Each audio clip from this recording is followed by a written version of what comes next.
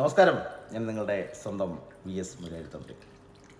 നമ്മളെല്ലാവരും വീടുകളിൽ നിലവിളക്ക് കത്തിക്കുന്നവരാണ്.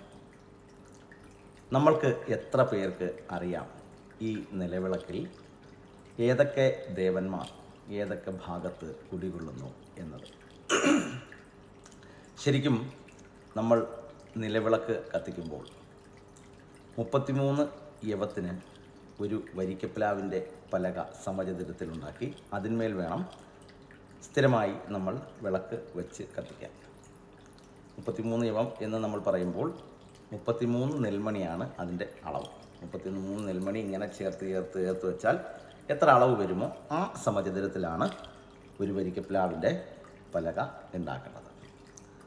ശരിക്കും നിലവിളക്കിൻ്റെ പാദം അടിഭാഗം ബ്രഹ്മചൈതന്യം എന്നും ബ്രഹ്മാവ് കുടികൊള്ളുന്നു എന്നും തണ്ടലിൽ വിഷ്ണു കുടികൊള്ളുന്നു എന്നും മുകൾ ഭാഗത്ത് ശിവൻ കുടികൊള്ളുന്നു എന്നാണ് വൈപ്പ്. അങ്ങനെയാണ് 3 തലങ്ങൾ നിലവിളക്കിന് വരുന്നത്.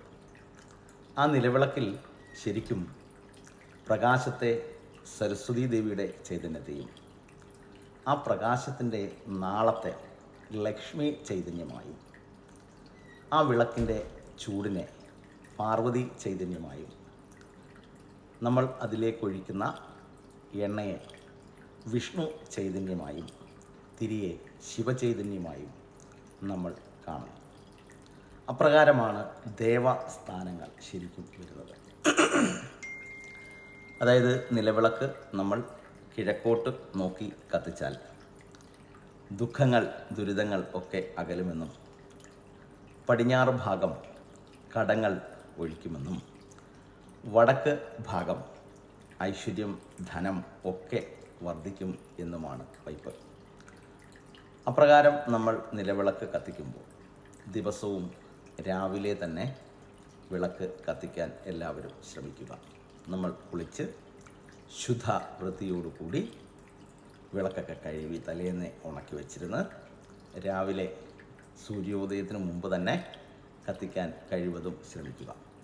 നമ്മുടെ വീട്ടിൽ ഐശ്വര്യങ്ങളും ധനധാന്യാദി വർധനവും ദുരിത ശമനവും ഒക്കെ വരുവാൻ വേണ്ടിയിട്ട് നമ്മൾക്ക് വിളക്ക് കത്തിക്കുന്നത് ഏറ്റവും ഉത്തമമാണ്.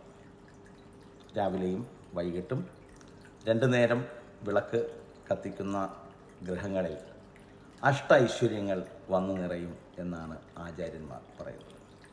വന്നു ചേർന്നിടും ധനങ്ങളൊക്കെയും പിന്നെന്നാകിലോ സൗഭാഗ്യങ്ങൾ ഏറി വന്നിടും കടവും ദുഃഖവും ദുരിതവും ഒട്ടൊഴിഞ്ഞങ്ങ് പോയിടും ധനധാന്യാദി വർധനവും വസ്തുവാഹന ഗൃഹ വർധനവും നമുക്കുണ്ടാവും എന്നാണ് വൈപ്പ്.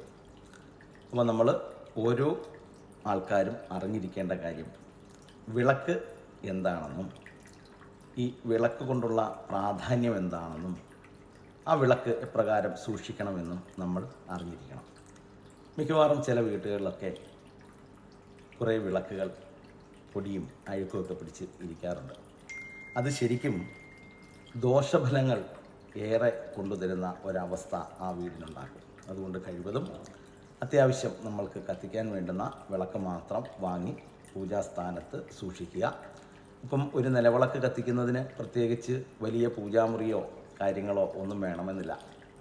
നമ്മളുടെ ഗൃഹത്തിൽ കിഴക്ക് ഭാഗത്ത് അല്ലെങ്കിൽ ഉത്തമമായ ഒരു സ്ഥലം കണ്ടെത്തി വടക്ക് കിഴക്കോ മധ്യഭാഗത്തോ ഒക്കെ ആയിട്ട് നമുക്ക് ദീപം തെളിയിക്കാവുന്നതാണ്. നന്ദി, നമസ്കാരം.